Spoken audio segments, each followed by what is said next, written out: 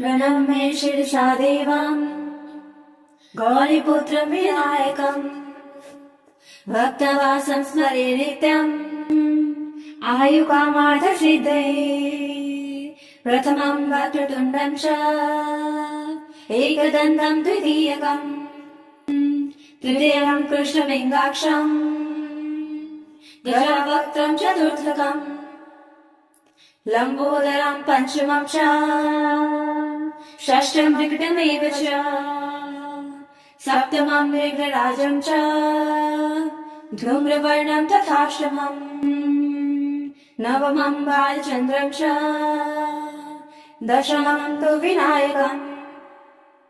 एकादशं गणपति द्वादशं तु गजाननम् द्वादशेकानि नमानि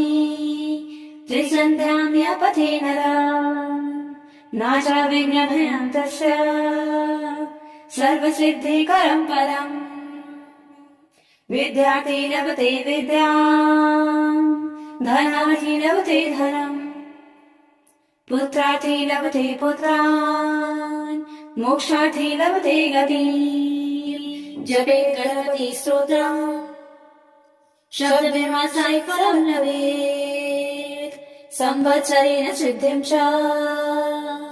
लभते नात्र संशयः अष्टमयो ब्रह्मणोवेश्य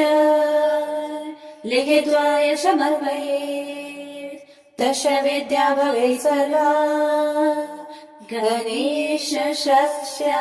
प्रसादतः। प्रणम्ये शिरसा देवम् गौरीपुत्रं विनायकम् भक्तवासं स्मरे नित्यम् आयुकामार्थसिद्धये प्रथमं वक्रतुण्डं च एकदन्तं द्वितीयकम् तृतीयं कृष्णलिङ्गाक्षम् गजवक्त्रं चतुर्थकम् लम्बोदरं पञ्चमं च षष्ठं विकटमेव च सप्तमं मेघराजं च धूम्रवर्णं तथाष्टमम् नवमं बालचन्द्रं च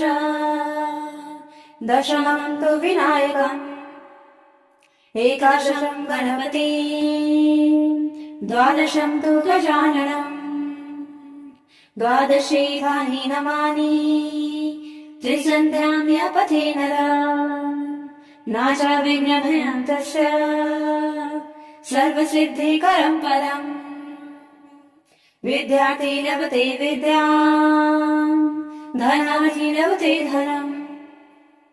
पुत्रार्थी लभते पुत्रान् मोक्षार्थी लभते गतिम् जपे गणपति स्तोत्रम् शब्दविन्यासाय फलं लभेत् संवत्सरेण सिद्धिं च लभते नात्र संशयः अष्टमयो ब्रह्मणोवेश्य लिखित्वा समर्पयेत् तस्य विद्या भवेत् सर्वा गणेशस्य प्रसादतः।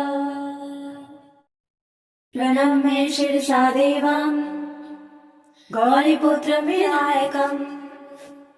भक्तवासं स्मरे नित्यम्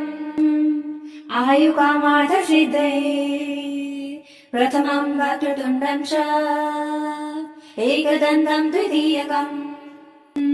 तृतीयं कृष्णलिङ्गाक्षम् गजवक्त्रं चतुर्थकम् लम्बोदरं पञ्चमं च षष्ठं विकटमेव च सप्तमं मेघराजं च धूम्रवर्णं तथाष्टमम् नवमं बालचन्द्रं च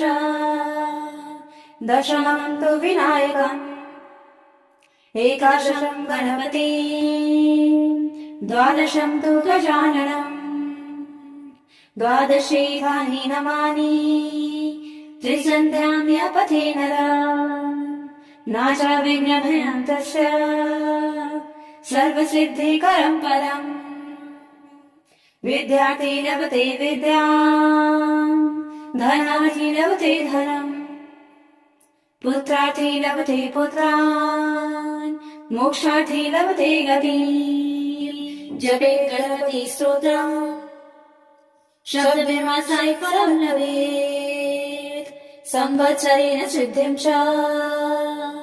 लभते नात्र संशयः अष्टमयो ब्रह्मणो विश्य